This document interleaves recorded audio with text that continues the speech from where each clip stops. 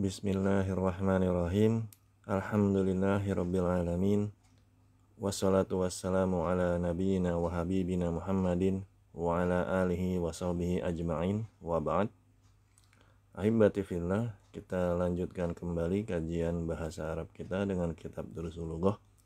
Alhamdulillah kita sudah masuk pada pelajaran ke-10 Ad-Darsul Ashir, dan pada kesempatan kajian kali ini kita akan teruskan lagi materi nahwu yang terkait dengan materi di pelajaran ke-10 ini. Baik, kita langsung saja. Silakan antum simak baik-baik.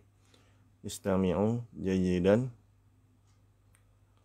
Pada kajian kali ini saya akan jelaskan rincian domir muttasil jika ditinjau dari segi i'rabnya. Adalah domir yang keadaannya dapat bersambung. Ditinjau dari segi i'rabnya, domir muttasil terbagi 3. Domir rafa' muttasil, domir jar muttasil, dan domir nasab muttasil. Yang pertama, domir rafa' muttasil. Domir rafa' muttasil adalah domir yang keadaan i'rabnya marfu'. Dan berikut ini adalah tabel contoh di mana domir di sini marfu' sebagai fa'il. Domir rafa' muttasil pada tabel ini adalah fa'il dari fi'ilnya.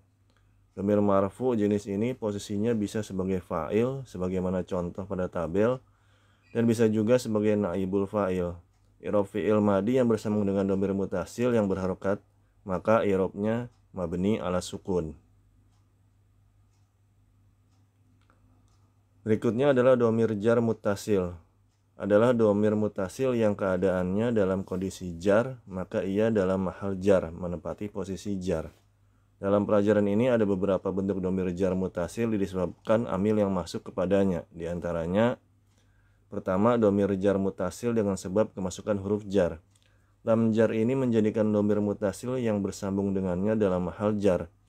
Dan lam jar ini ketika bersambung dengan domir muttasil harokatnya fathah, kecuali jika bersambung dengan domir ya lil mutakallim, maka ia berharokat kasroh karena istighol mahal bil harokatil munasabah. Sibuknya tempat dengan harokat yang sesuai, yakni harokatnya menyesuaikan dengan huruf ya lil mutakallim, yaitu kasroh. Silakan antum perhatikan tabel perubahan domir jar muttasil dengan huruf jar berikut ini. Li, lana, lahu, laha, lahuma, lahum, lahunna, laka, laki, lakuma, lakum, dan lakunna. Kedua, domir jar muttasil dengan sebab mudhof ilaih. Kebetulan bentuk domir jar muttasil yang ini sudah kita bahas pada kajian sebelumnya, oleh karena itu kita langsung saja loncat ke jenis ketiga, yaitu domir jar muttasil dengan sebab kemasukan zorof. Ketika zorof masuk pada domir muttasil, maka ia menjadikan domirnya mahal jar dan posisi i'rabnya sebagai mudhof ilaih. Di pelajaran ini kita diperkenalkan beberapa bentuk zorof baru, yakni inda dan ma'a.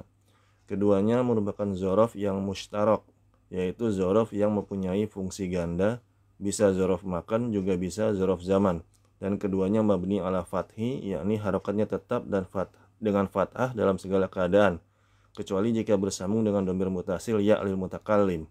Silakan antum perhatikan tabel berikut ini.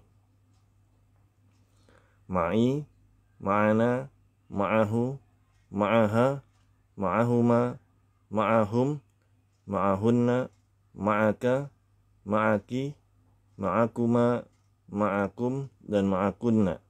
Indi, indana, indahu, indaha, indahuma, indahum, indahunna, indaka, indaki, indakuma, indakum, indakunna.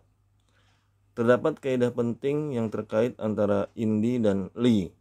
Indi dan li memiliki makna yang sama namun berbeda dalam penggunaannya.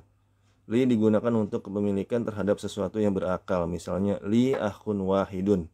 Sementara indi digunakan pada kepemilikan yang tidak berakal, misalnya indi sayyaratun. Yang ketiga adalah domir nasab muttasil. Adalah domir nasab muttasil yang posisinya pada keadaan nasab. Contohnya akromani, dia telah memuliakan aku. Dalam hal ini kalimah ni, yakni nun wiqoyah yang bersambung dengan ya lil mutakallim ini adalah mahal nasab, karena ia sebagai maf'ul bih atau objek yang menerima fi'il akroma. Untuk lebih mudahnya dalam memahami perubahannya, silakan perhatikan tabel berikut ini. Akromani, akromana, akromaka, akromaki, akromakuma, akromakum, akromakunna, akromahu, akromaha, akromahuma, akromahum, dan akromahunna. Dan berikutnya pembahasan domir yang terakhir adalah domir mustatir. Domir mustatir adalah domir yang tersembunyi atau tidak tampak secara lafaz. Contohnya adalah domir mustatir yang terdapat pada fi'il madi kharaja. Fi'il tersebut sudah tentu ada fa'ilnya, tetapi fa'ilnya tidak terlihat atau tersembunyi. Namun dari sisi makna bisa kita ketahui bahwa fi'il madi adalah fi'il yang telah selesai dilakukan oleh fa'il. Oleh karena itu pasti ada fa'ilnya. Maka fa'ilnya adalah berjenis muzakkar, mufrad, dan ghaib. Takdirnya huwa. Jadi dari sini kita bisa mengetahui bahwa fi'il kharaja memiliki fa'il yang tersembunyi dan ia adalah domir mustatir, takdirnya huwa. Begitu juga dengan fi'il madi kharajat pun sama dengan kharaja. Tambahan huruf ta ta'nis sakinah pada akhirannya untuk membedakan jenis fa'il dari fi'il tersebut yang berjenis muannas. Maka ketika di i'rab kharajat fi'lun madin mabniun 'alal fathi wal fa'ilu dhamirun mustatirun taqdiruhu hiya. Demikianlah pembahasan materi nahwu yang terkait dengan materi kitab kita Durusul Lugah, dan sekarang kita beranjak ke kitab kita untuk mengerjakan tamrin. Tamrin sadis, Iqra, bacalah. Seperti biasa tamrin ini tetap dibaca dan ditulis di buku tulis. Wallahu a'lam.